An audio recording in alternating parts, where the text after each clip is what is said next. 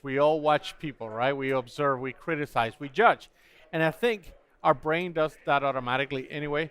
And I think that's why we all have that predisposition to observe other people before we start worrying about ourselves. We don't criticize ourselves first, we criticize other people.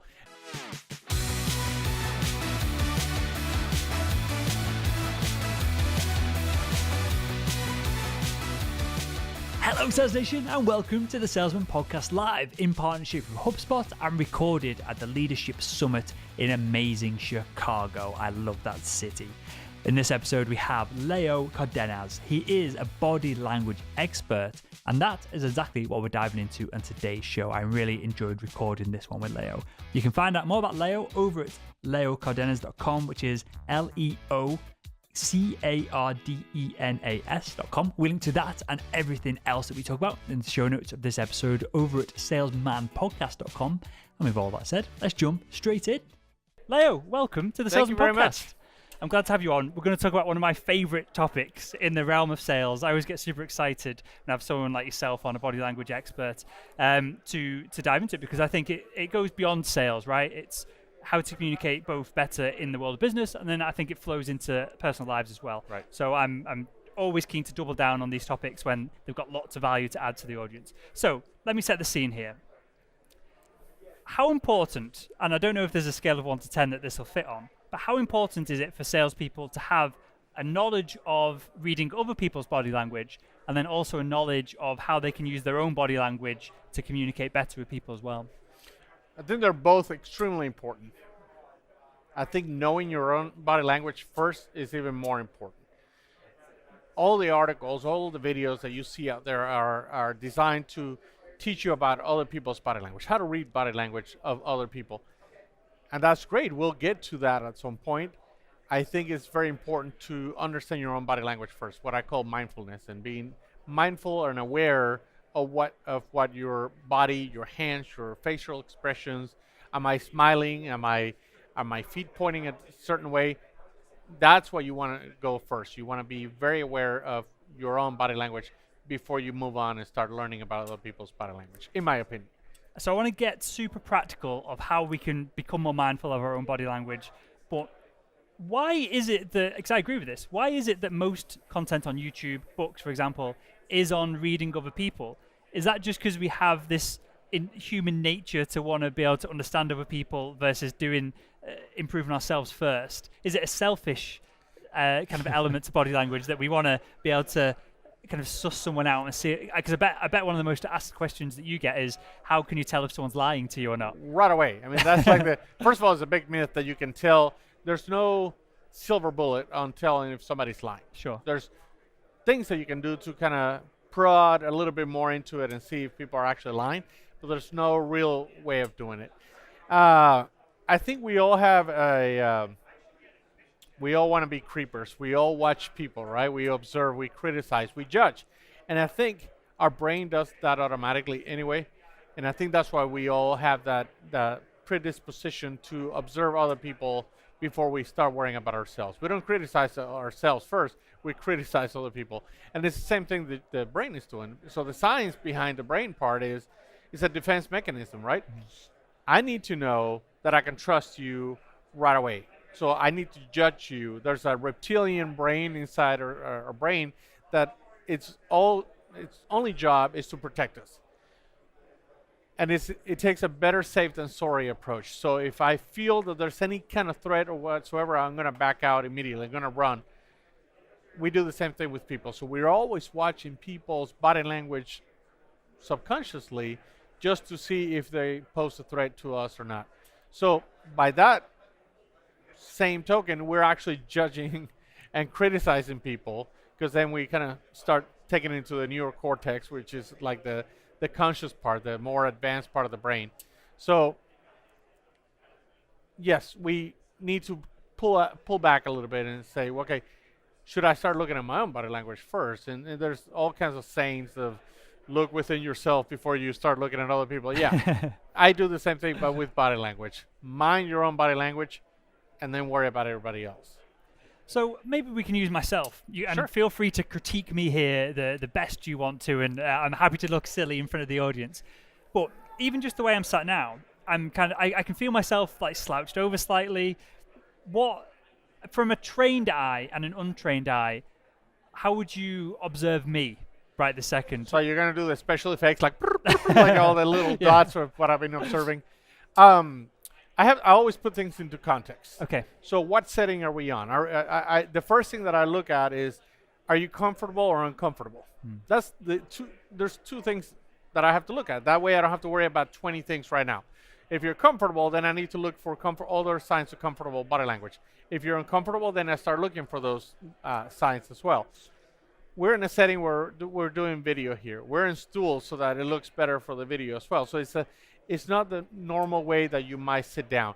You feel slouched over now because now you're aware that you're speaking to a body language guy, so you're very mindful of what your body's doing, which is great. I'm extremely. People don't like me at networking parties because as soon as they meet me and they know what I do, they start weirding out, and it's like they start being very aware of what their body is doing, which is a good thing and a bad thing at the same time. So you have great confident body language right now. Actually, you're making good eye contact. I can see your hands, which is extremely important, and you're not slouching like you think you are. So you're doing okay. So you have good confident body language. I would say you're in a comfortable position. This is what you do. This is your podcast, so you feel very comfortable doing it. If this was something new, then you might be a little bit more trying to take less space. You hunch over a little bit more. You don't adopt a power pose type of confidential way of sitting, basically. But just the fact that I can see your hands and you're not really knuckling down on your knee, for example, you just have it relaxed right there. So if I could see that you're doing this a lot, then it tells me maybe you're tense, you're nervous about something. So how does this then? So there's a whole bunch of keywords you came out with then, Leo, of confidence and power poses and things like this, and a lot of I don't know whether this is books written in the 80s that I've kind of tipped onto, and other interviews I've done where it's, if you stand straight or if you do certain power poses, it increases your confidence and all this kind of thing. If we're looking internally at ourselves, what's a state, to use that word perhaps, but how should we be positioning ourselves in the world of sales and business when we're sat down opposite someone that we're going to be building a relationship to and then negotiating with at some point as well? Is it the power pose? Is it legs open, hands kind of like out here and looking big? Is that what we should be doing when we're trying to build a relationship with someone? Because that's the stereotype of a salesperson, but I don't know if that's the best approach to build a relationship. So there's no right or wrong when it comes to body language, period. It's how you want to project yourself. So, for example, there's some people consider the Judge Judy look a negative body language, which is I'm going to look at you from above my glasses, right? It's very condescending type of look. But maybe that's the goal, right? I want to intimidate you. So if that's the case, then it's really not negative body language. It's just I'm controlling my actions, and the goal is to intimidate you. Then I'm doing okay. I think when I speak to sales groups, conferences like this one, for example, I try to approach this, but the body language works for any kind of group, but I focus a lot on sales, customer service, anything that has a lot of interaction with other people, for example. You and I are sitting in the perfect position right now because we're sitting at an angle from each other. There's nothing in front of us. So we feel very relaxed. We feel like we would be even open to a third person right now and be just fine. At a networking event, that's important. At a sales meeting, that's important. So one of the things that I do on stage, for example, is that I'll have a table and I'll sit two people across from each other so they can see how we're setting up ourselves for battle, basically. You might as well bring out the Battleship board game and start playing, because that's what you're setting yourself up. I'm blocking myself. I'm distancing myself by putting this table in between us. So what I always tell people, change your environment, change your outcome. So if I remove that table and we set the chairs like this, it improves the way that we relate to each other. Let's put this in context then, yes, because I love this. Because I've done it myself. So my background is medical device sales. Typically, it's a stereotype, but a very fiery surgeon that you're either other opposite ends of the operating table and you're communicating back and forth, I always found by just total fluke versus any science or kind of knowledge on the subject, I always find I get a better conversation out of them stood next to them. So let's put this in context for the audience. So they might be listening to this on the way to a sales meeting, for example. How should they be? Let's put into perspective that the person that we're speaking to, they're already sat down. Where should we sit? Should we sit next to them? Should we sit one seat across? Should we be kind of just getting on this like a 45-degree angle here? Where's the best place if we're? So it depends where we're going, right? So if I'm going to a restaurant to meet with them, then if they pick the booth, you're set up to be sitting across from them no matter what. And don't sit next to them. It's just going to be very uncomfortable. I don't even do that with anybody. If there's other people there, okay. But if it's just the two of us, I'm not sitting next to you. If they're in a booth, then you have no control. But if they're on a table, if it's a round table, it's even better. If it's a square table, then sit in one of the corners with them or at a 90-degree angle with them instead of across from them. We still have the table between us, but it's not as much as it is, and it's more of a collaborative space at that point. Because if you think about it, if I'm sitting across from you, I'm going to have not only the table, but the food, the drinks, the menu stuff. That's just obstacles that I'm putting in. That the more that I distance myself from you in any way, the more emotionally distant I become as well. And we want to try to make a connection. I need to see your hands. If I'm across from you and I put my hands in my lap, then I stop seeing your hands. So where should we put our hands? Because I see this, salespeople get this wrong. And I think, again, it comes from books or movies written and produced in the 80s, which says you should have your palms on show. And politicians obviously do this all the time. And perhaps they don't point, but they do all weird hand gestures. And it doesn't look real. It's awkward, coached. Isn't it? It's very coached, and they remember to use their hands all of a sudden, right? So they're and which is good. At least they're being mindful that they're not using their hands. But you'll see that they have the hands hidden, and all of a sudden they like, oh, hands, and they start using the hands, right? So the hands are very important because the brain needs to see them right away. I need to trust you right away. So when I first arrive, I want to make sure that I show my hands to you. The easiest way to show your hands is a good handshake.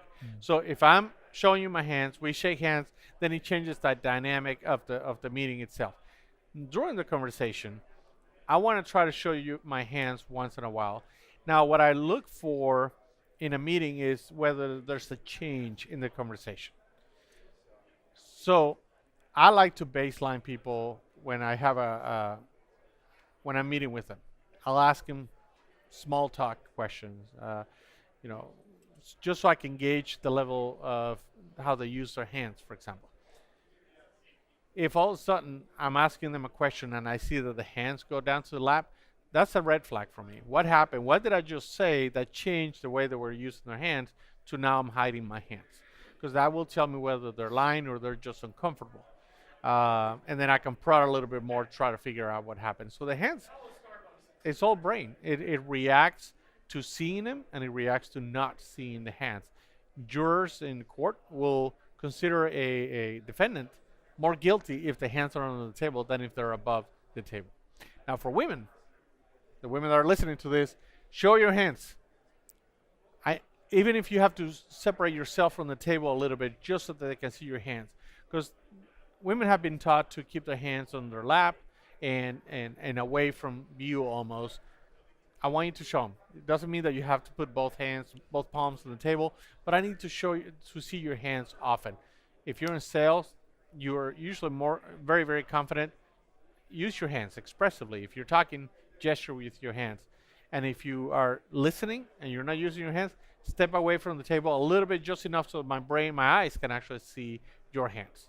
And that'll change the dynamic as well. So on this idea of listening, because I think this is really important, because I think a value that a sales professional can add right now in 2017, a lot of it is just actually being there and actively listening to someone, because we don't get it anywhere else. It's happening less and less at home, depending on family dynamics and that side of things. I don't have kids, but I've got young cousins and that will happily sit in front of an iPad versus have a conversation with you, and that's not going to change. That's just society. That's the marketplace. That's going on and on and on.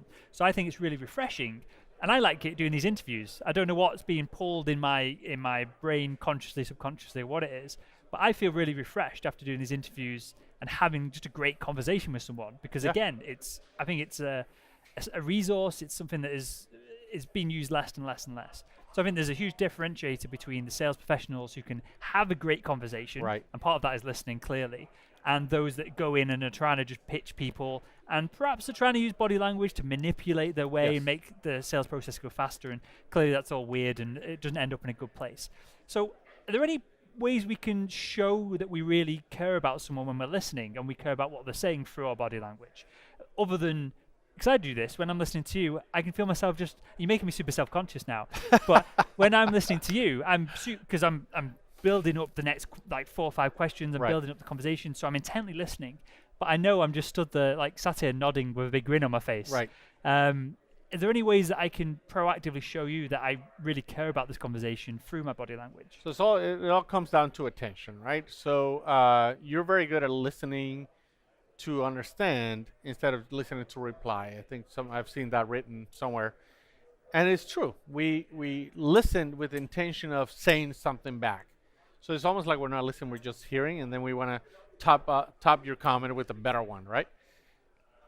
The way to show somebody that you're listening to them, the best way to show is paying attention. I do have a kid. I have a 14-year-old, and it drives me nuts. Because from the moment they wake up to the moment they go to school, they're on their phone, they're Snapchatting, they're doing the streaks, they're doing all the stuff that they shouldn't be doing first thing in the morning.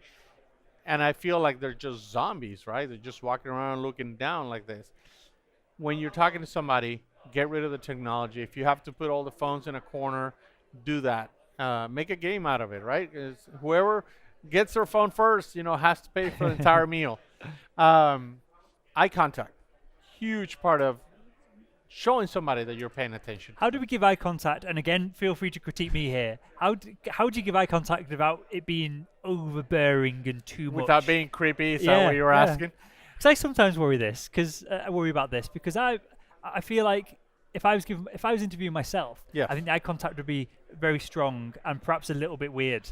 And feel free to tell me if my eye contact Your eye contact is good. In fact, it's perfectly fine to not have 100% eye contact. Sure. I would worry more about 100% eye contact than 70% eye contact. So if I'm constantly looking at you, especially if somebody's telling you a story, liars, this is a myth that people say if you're not looking at me, you're lying. It's actually the opposite. A liar will look at you even more to see if you're buying the lie. So you got to be careful with those kind of people. Now, you're interviewing me. You're paying attention, so you're constantly looking at me. Especially when I'm talking, I don't mind people maintaining full eye contact. Now, when you're talking, I actually expect you to look away, to recollect things, to think about things. So you'll look right, you look left, you look up, you look down. It's fine. As long as you're not looking away when I'm talking to you. That's when a lot of networking events fail. So we're having a conversation and you're looking for the next person that's more important or better to talk to than me, then I start getting a little bit self-conscious. I'm actually giving some tools about how to detect that before it even happens. It's all in the feet. So. Okay, well, we'll touch on that in a second, but I just want to kind of dive into this of how much of all this is tactical of I have, viewed your content, videos, the other things that we'll touch on at the end of the show that you can provide the audience. How much of it is tactical of I understand all of this, and how much of it is that you do actually just care about the conversation and all this is happening subconsciously and naturally? Is there a balance there between how proactive we need to be with it versus just being mindful and actually giving someone your attention? Well, and I would hope that you're mindful of giving somebody attention, right? I think naturally, if it's somebody we like, a conversation that we're enjoying, we will automatically do all the things that we might consciously do. We do it subconsciously. So, for example, I lean in and listen to you a little bit better. I mirror your poses as well. So if you're sitting like this, you put your hand like this. I naturally might do the same thing my brain uses it as a way to connect.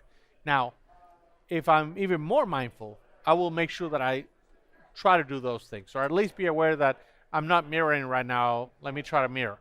So you're not going to connect with somebody 100% at a sales meeting, but you can actually improve your chances of them feeling more comfortable with you by you doing some of these things.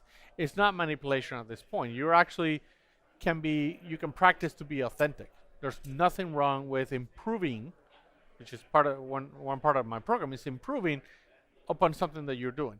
Doesn't necessarily mean that you're doing it wrong. It's that maybe you can get more use out of something that you're doing right now.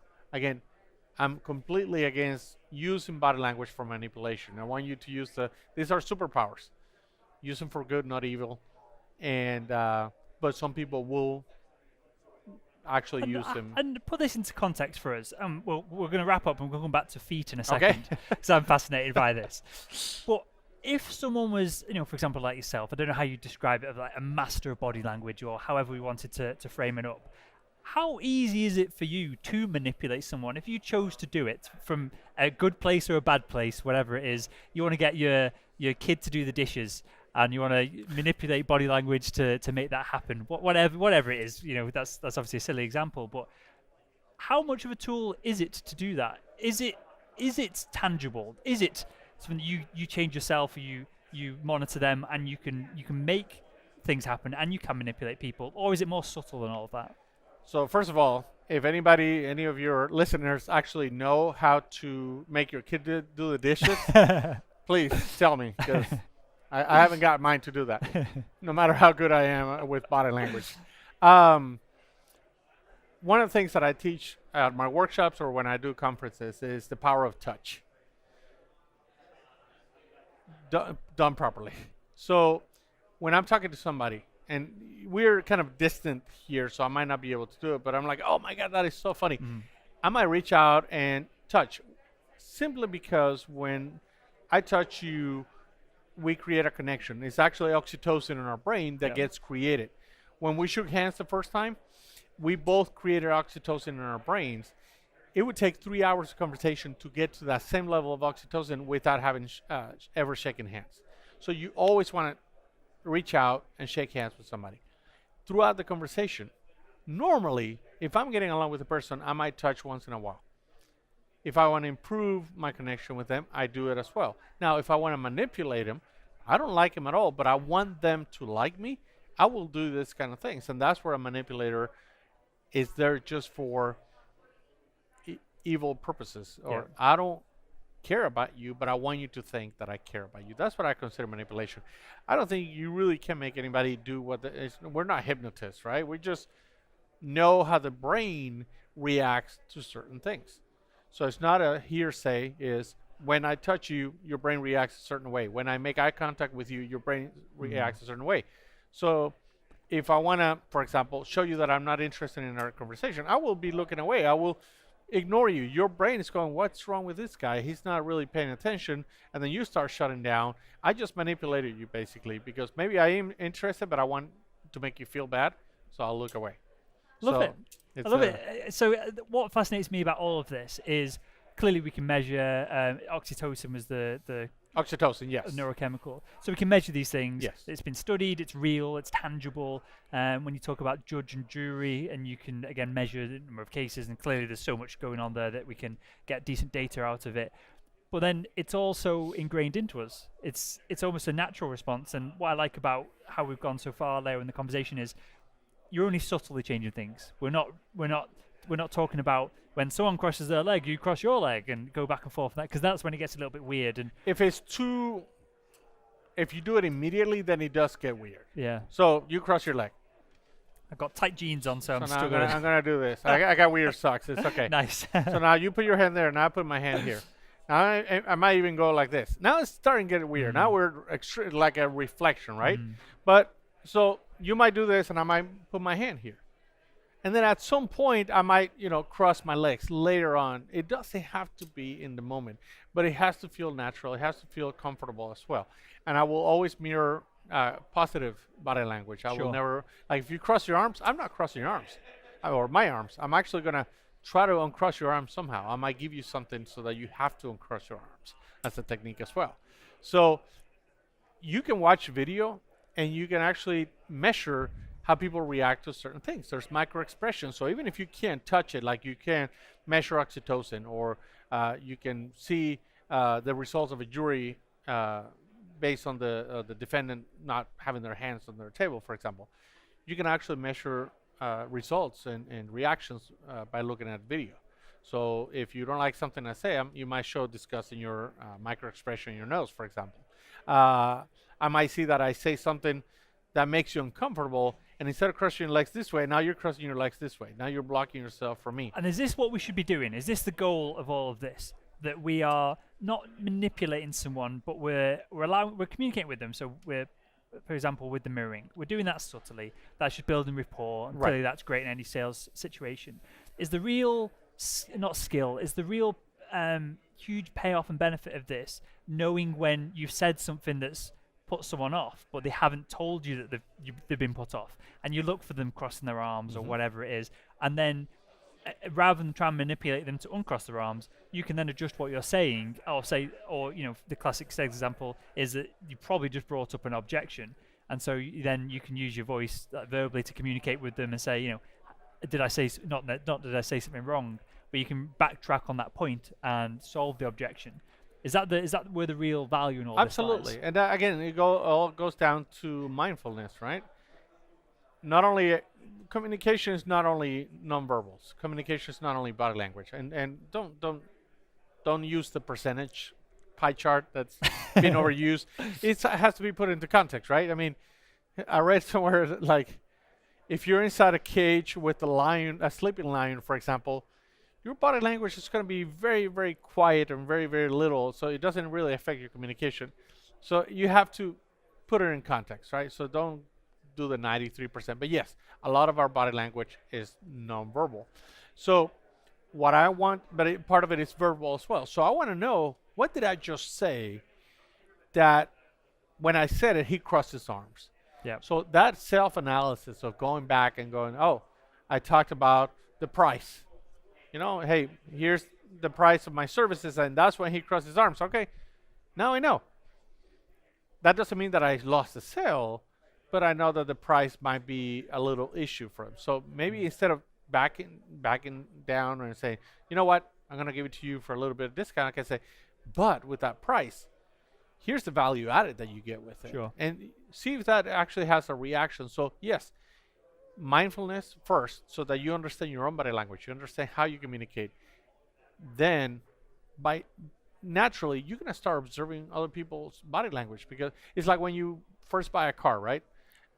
You get one of the VW Bugs, the round one, the newer ones that they had. All of a sudden everybody else has them, right? You start noticing them a lot more. It happens with body language as well. Once you start noticing your own body language, then you start noticing in other people. Oh, look, they just crossed their arms. And I actually tell people to play that game. Find one thing that you want to observe every single day, and then just ignore everything else. Observe just when people cross their arms, for example. And that makes your brain trained to be looking for those kind of things. Love it. I think that's probably the best, most practical way that we can implement a lot of this, isn't it? Just to focus on one day at a time. And I just want to reiterate something that you mentioned then, but from a negative perspective. But I know I've been in situations where I've been selling to someone, and I can use price, for example.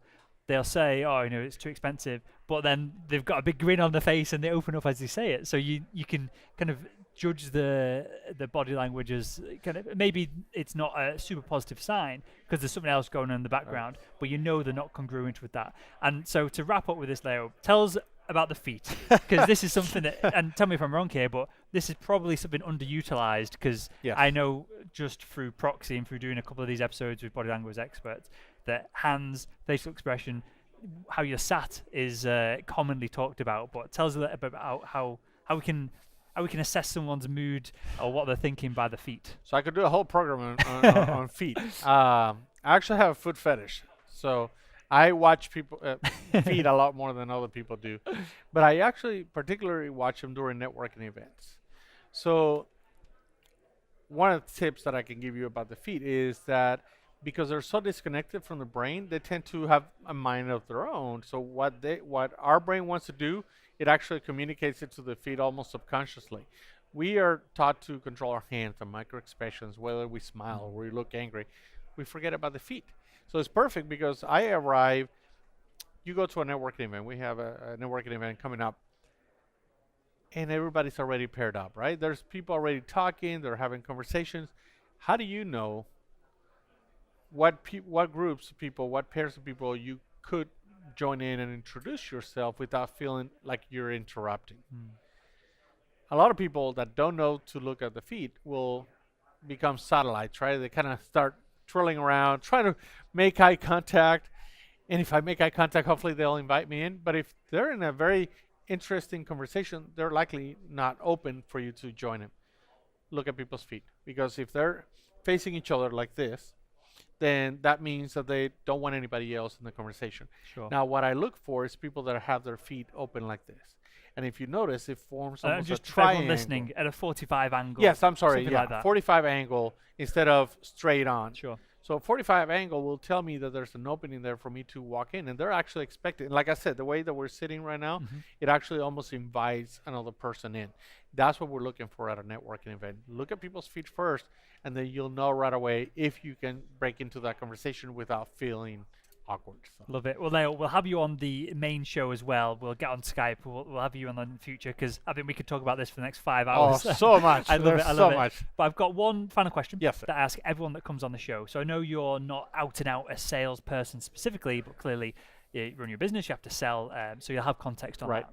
So if you could go back in time and speak to your younger self, what would be one piece of advice you'd give him to help him become better at selling? Better at selling. I think body language is a tool to make you sell better. It helps you sell better. It doesn't make you a salesperson, but it makes you sell better. And I think my biggest issue is the listening skills. Whether that was listening with my ears or what I do now, which is listening with my eyes, right? It's a nonverbal, so I'm listening with my eyes to try to figure out what you're saying. Getting better at that. Actually listening at people is what I would recommend, because sometimes we're so eager to sell and make our point that we forget to kind of listen to see what else could be the underlying message that we could use to try to sell better and sell more comfortably to them.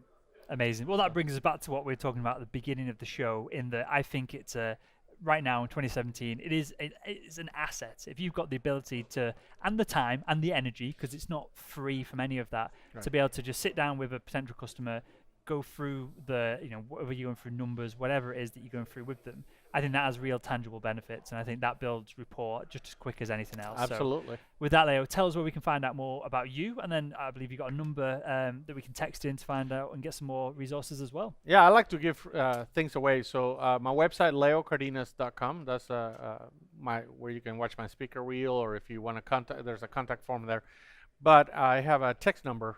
It is 444-999. And if you text Mind Your Body all together, Mind Your Body, it'll ask you if you want to sign up for my upcoming events, as well as videos that I produce. I send out tips, things that you can use. I want you to use your body language techniques, and I want you to use them right away. So. Amazing stuff. Well, I'll link to that in the show notes to this episode over at salesmanpodcast.com. And that way, Leo, I want to thank you for joining us on the show. Thank you very much, Phil.